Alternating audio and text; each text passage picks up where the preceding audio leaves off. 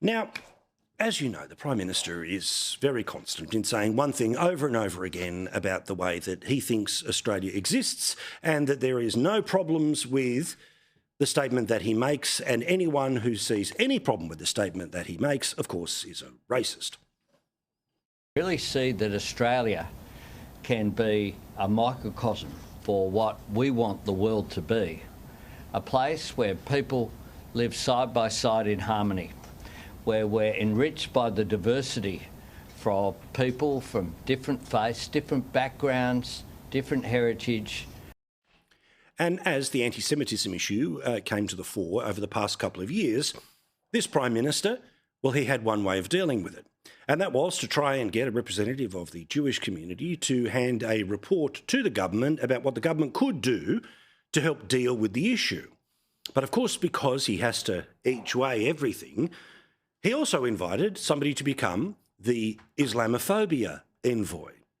So both of those people have been put in a position where, essentially, everything is just as bad as each other. Hence why, if he would mention one, he mentions the other over and over. Anti-Semitism is an evil scourge. We must stamp out the hate, fear and prejudice that drives Islamophobia, to crack down on anti-Semitism as our special envoy to combat Islamophobia, to combat anti-Semitism, to help tackle Islamophobia. Now, the report has already been handed down on the behalf of the anti-Semitism side of the conversation. But of course, everything being presented as equal, it was time for the Islamophobia envoy to deliver their report. This happened just before the weekend, so you probably haven't heard much about this. But some of the media coverage about the report and its dozens of recommendations discusses things like fearful Australian Muslims demand action, not words. Muslim groups call for a rethink of an approach to terrorism ahead of Islamophobia report. Landmark report calls for sanctions over anti-Muslim politicians. So rather than, again, just give you a quick little potshot of things and try to either be perceived as somebody who's riling you up by not giving you enough information, let me actually show you many of the recommendations which have been made by people who wish to stamp out Islamophobia in Australia. Think of how this country would change if all of these things were put in place. I'll get to why I don't think that's a change for the better in a moment. But first, recommendation number 1 inside of this report: that Australia formally recognises the International Day to Combat Islamophobia on the 15th of March. Now, that doesn't mean a public holiday, but it would mean that your kids would learn that on the 15th of March each and every year, it's a day to combat Islamophobia. To establish a commission of inquiry into Islamophobia, so essentially like a standing 24/7 inquiry, there would be a forever inquiry into tackling Islamophobia. Another suggestion: to establish a commission of inquiry into anti-Palestinian and anti-Arab racism, because they don't want you to think that all of those three things are the same. It continues, the third of these recommendations: to establish a funding program aimed at enhancing the safety and security of Muslim not-for-profit institutions such as Islamic centres, schools, community facilities, particularly mosques, large and small. So they want you, the Australian taxpayer, to pay for security around all mosques, large or small, all Islamic centres, all schools. Recommendation 4: to establish a position of liaison to Muslim communities within the National Emergency Management Agency to minimise barriers to access and also to reduce Islamophobia linked to specific emergency events. So, sorry, let's be clear here. They want somebody's full-time job, 8 hours a day, 5 days a week, to be advising Australia's emergency services about how we speak about emergencies, or, I don't know, their cause, but I'm not entirely sure where the Islamophobia exists in the response to a fire, to flood, or to drought. Or is it some sort of a other version of emergency that's being discussed? I don't know, and I've read the report.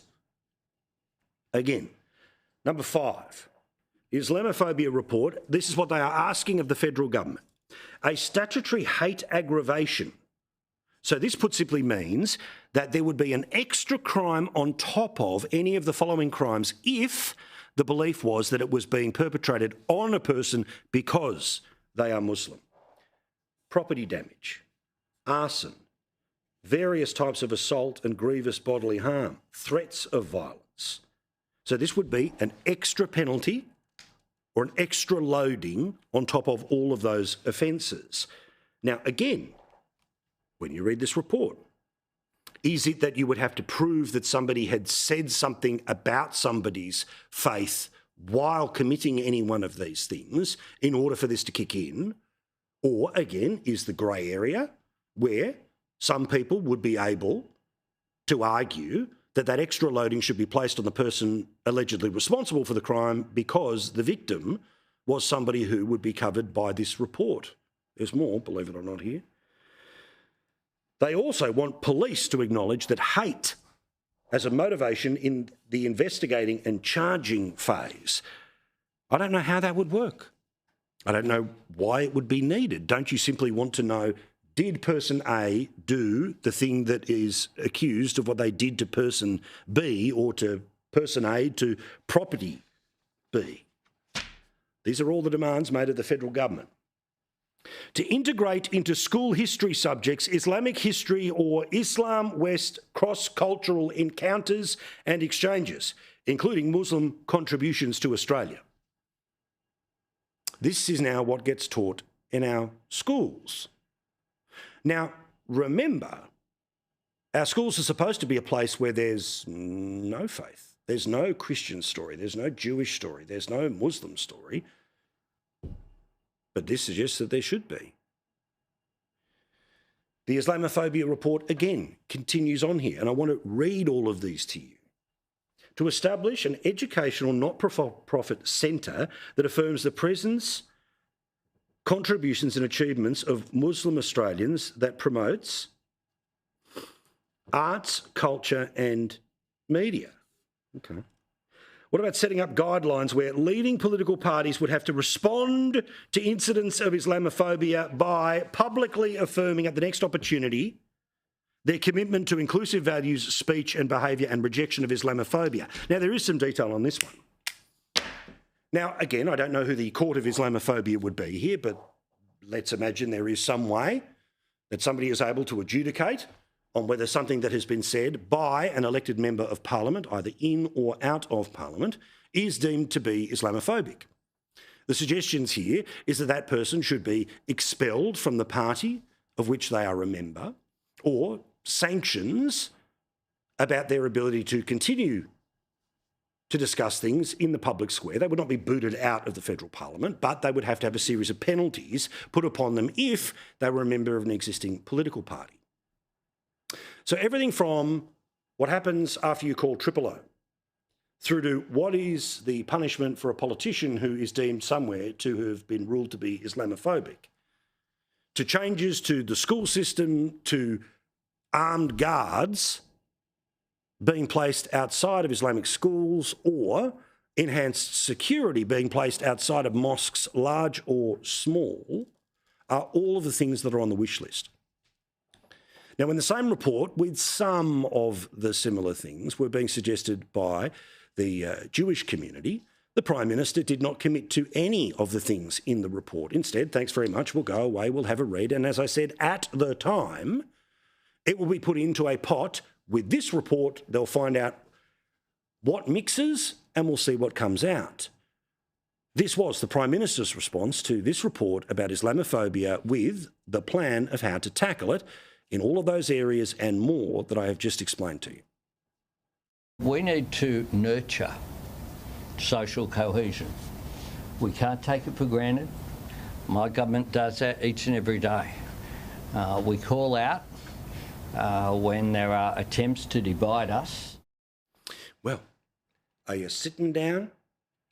In many ways, these reports would change systems that would continue to divide us. Now, as you know, I am not a person of faith, but I have great respect for all peoples of faith. But for obvious reasons, I don't think that any religious history of any of the great faiths of the world needs to be in the school curriculum. If we decide that one person's holy place means every person's holy place needs to have greater security, then we are giving into the threats on any of those religious institutions. Churches have stood in this country regardless of the threats that may well have been to them in communities through the entirety of the history of modern Australia. Also, why don't we have conversations about saying that if a politician says and does the wrong thing in this sort of stuff, rather than being sanctioned by someone, they just get voted out by the public who deem them not to be an appropriate representative at the next occasion? I don't want 27 million different rules that apply to 27 million different people. One of the joys of a great, open and free country is that there should be no special treatment for any citizen in this country. Should there be greater attempts to go after people who commit religiously motivated crimes? Yeah, of course. Maybe there should be a scenario where, in the same way that if a robbery involved a gun, then you get a longer sentence, that if obviously you're painting a swastika or obviously you are saying something about the Islamic population, then yeah, okay, probably should be dealt with differently. But we're on a pathway to something here where Australia does not already have a culture of free speech that is really enshrined in law anywhere. One of the many things that you are able to get away with on the internet, you cannot get away with in the broadcast world, because in the broadcast world, this is a regulated space. Do you want that in many or all of the spaces which are dealt with in this and other reports? Now, amazingly, there's also a call which is coming today from members of the Indian community that they too would like a special envoy to be able to have a special report for a series of recommendations for how the systems can be better protecting of that community. Again, hear me out. I want to live in a country that truly is one where the differences are not policed by how we stay away from each other, but about how we better interact with each other. I don't want a hierarchy of citizens when it comes to faiths or sexuality or political beliefs. There's already enough distortion between the haves and the have-nots. Now, ultimately, this means that I will be on the wrong side of every single person who advocates loudly that their special section of Australia needs to have a moat around it because it is a special section of Australia. I'm the one who believes we don't have to build moats, we just have to enjoy the great natural river systems that are here already and use that water for whatever purpose that is not just for our own advancement, but for our neighbours' advancement. Or perhaps I'm living in a strange world. We will discuss that and a whole lot more a little later. I'm really keen to know what you think about this, and I'd really love to know from people whose communities are being represented by this envoy or this special committee or that certain spokesperson, and whether they speak for you. I'd love to know. I'm sure I will hear from everyone else. Paul at skynews.com.au.